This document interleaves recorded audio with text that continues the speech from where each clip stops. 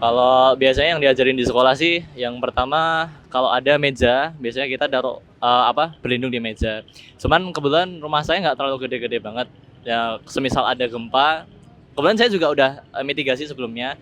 Ngikut dari yang regulasi di Jepang itu kan mereka kalau misal ada barang-barang penting udah disiapin tuh kayak map-mapnya, misal map dokumen penting lah, itu udah disendiriin. Jadi ketika gempa, meskipun sepersekian detik ya, kita udah nyiapin barang-barang yang penting untuk dibawa keluar. Lebih enaknya sih kalau semisal memang area paling aman di luar, atau kalau enggak ya area-area luas seperti ini dibandingkan kita di dalam, kan kita nggak tahu bahan bangunannya ini bakalan tahan seberapa magnitudonya, kita nggak tahu juga.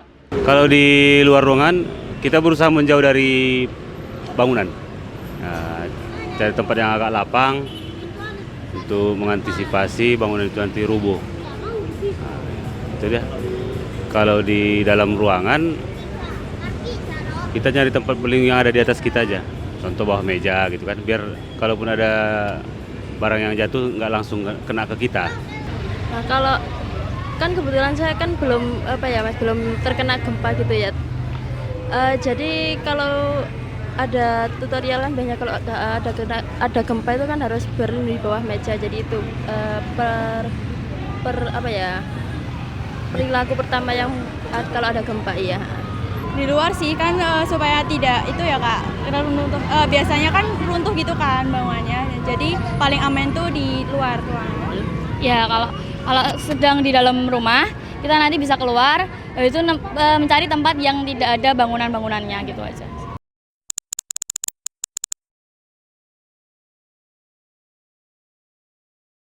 Nah, belum. Ya balik lagi tuh, soalnya kan kayak nggak terlalu terdampak gitu kalau di daerah saya gitu. Jadi kurang persiapannya.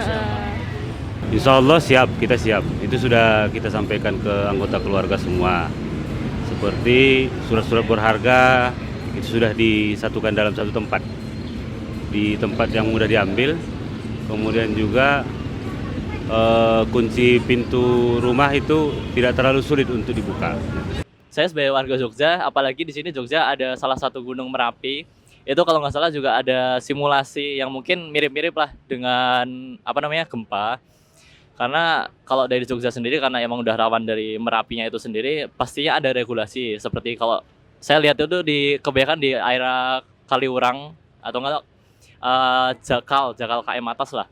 Itu mereka kebanyakan dari masyarakatnya udah pada dikasih tahu tentang simulasi gempa, ataupun kalau misal ada erupsi lahar panas, lahar dingin, itu sudah ada. Dan juga bahkan udah ada sirene. Saya kurang tahu sirenenya apa, cuman early warning system itu tadi itu udah sedia, dan ya sedia lebih baik dibandingkan tahun-tahun sebelumnya yang mungkin kayak 2008 itu paling besar.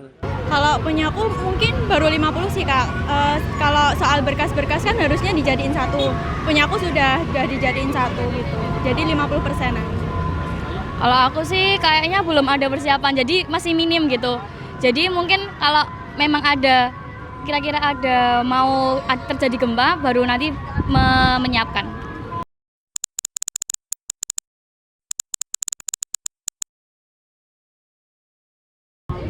Kayaknya belum banyak ya Kak yang mengedukasi tentang gempa itu, belum banyak. Kalau aku sih sudah cukup ya, kan kayak di media sosial kan sekarang banyak ya informasi-informasi gitu. Jadi menurut saya sudah cukup di situ juga nggak apa. Sebenarnya udah pas, tapi mungkin kalau penyebaran kayak mitigasi gempanya itu bagaimana, itu mungkin kurang berdampak ke masyarakat yang agak terpencil gitu loh Mas ya. Kebetulan di SMA 6, saya sekolahnya lulusan dari SMA 6 Yogyakarta. Itu udah ada, bahkan setiap sekolah di Jogja itu udah nyari atau menerapkan kurikulum itu tadi ya, yang Mas sebutkan tadi tentang mitigasi bencana, entah itu gempa atau tsunami mungkin juga ada. Ya itu tadi sih, udah di. Kalau dibilang cukup, sebetulnya tidak ada kata cukup. Tergantung masyarakatnya. Kalau masyarakatnya kita mau mendengarkan apa yang disampaikan pemerintah, itu akan sampai. Yang namanya sosialisasi bukan hanya langsung dari pemerintah. Dari semua berbagai media itu bisa kita peroleh. Tergantung kitanya aja, mau belajar atau tidak, mau menerima atau tidak, itu. Kak.